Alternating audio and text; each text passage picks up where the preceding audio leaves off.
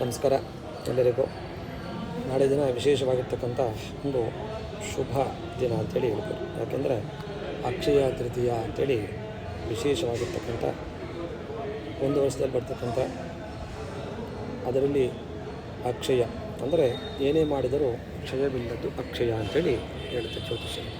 ಅಂತಹ ಪುಣ್ಯಕರವಾಗಿರ್ತಕ್ಕಂಥ ಅಕ್ಷಯ ತೃತೀಯ ಅಂಥೇಳಿ ನಾಳೆ ದಿವಸ ಬರ್ತಾಯಿದೆ. ಸಾಮಾನ್ಯವಾಗಿ ನಮ್ಮ ಈ ಒಂದು ಭಾರತೀಯ ಸಂಸ್ಕೃತಿಯಲ್ಲಿ ಈ ಅಕ್ಷಯ ತೃತೀಯ ದಿನದಂದು ಬಂಗಾರವನ್ನು ತೆಗೆದುಕೊಂಡಾಗ ಜಾಸ್ತಿ ಆಗುತ್ತೆ ಅಂಥೇಳಿ ಆ ಒಂದು ನಂಬಿಕೆ ಇಟ್ಕೊಂಡಿದ್ದೇವೆ. ಅದು ವಾಸ್ತವವಾಗಿ ಇವತ್ತವರೆಗೂ ನಡೀತಾ ಇದೆ, ನಡ್ಕೊಂಡು ಹೋಗ್ತಾ ಇದೆ. ಆದರೆ ತಪ್ಪು ಕಲ್ಪನೆ, ನಮ್ಮ ಜನರ ಒಂದು ಕಲ್ಪನೆ ಏನಪ್ಪ ಅಂದರೆ ಬರೀ ಬಂಗಾರ ತೆಗೆದುಕೊಂಡ್ರೆ ಮಾತ್ರ ಅಕ್ಷಯ ಆಗುತ್ತೆ ಅಂತಕ್ಕಂಥದ್ದು ತಪ್ಪು ಕಲ್ಪನೆ. ಈ ಒಂದು ವಿಶೇಷವಾಗಿರ್ತಕ್ಕಂಥ ದಿನದಂದು ಸಾಧ್ಯವಾದಷ್ಟು ನಿಮ್ಮ ಮನೆಗಳಲ್ಲಿ ಭಗವಂತನ ಒಂದು ಸೇವೆಯನ್ನು ಮಾಡಿ, ಭಗವಂತನ ಆರಾಧನೆಯನ್ನು ಮಾಡಿ, ಪೂಜೆಯನ್ನು ಮಾಡಿ, ನಿಮಗೆ ಭಗವಂತ ಕೊಟ್ಟಿರ್ತಕ್ಕಂಥ ದ್ರವ್ಯಗಳನ್ನು ಸಾಧ್ಯವಾದಷ್ಟು ಬಡವರಿಗೆ ದಾನವನ್ನು ಮಾಡಿ. ಅದು ಅಕ್ಷಯ ಆಗುತ್ತೆ. ನಾವು ಬರೀ ಬಂಗಾರ ತೆಗೆದುಕೊಂಡ್ರೆ ಮಾತ್ರ ಅಕ್ಷಯ ಅಂತಲ್ಲ.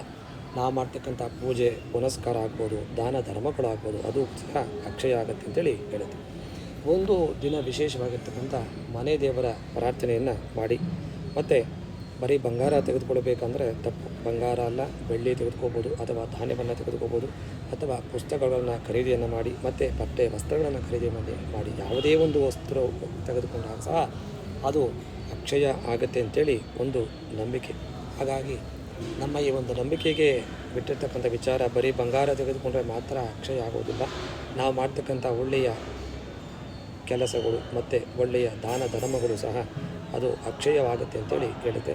ಈ ಒಂದು ದಿನ ವಿಶೇಷವಾಗಿರ್ತಕ್ಕಂಥ ದಿನ ಆಗಿರೋದರಿಂದ ಎಲ್ಲ ಸಾಧ್ಯವಾದಷ್ಟು ಭಗವಂತನ ಸೇವೆಯನ್ನು ಮಾಡಿ, ನಿಮಗೆ ಕೈಲಾದಷ್ಟು ದಾನ ಧರ್ಮಗಳನ್ನು ಮಾಡಿ. ಅದು ಅಕ್ಷಯ ಆಗುತ್ತೆ ಅಷ್ಟೇ ವಿನಃ ಬರೀ ಬಂಗಾರ ತೆಗೆದುಕೊಂಡ್ರೆ ಮಾತ್ರ ಅಕ್ಷಯ ಆಗೋದಿಲ್ಲ. ನಮಸ್ಕಾರ.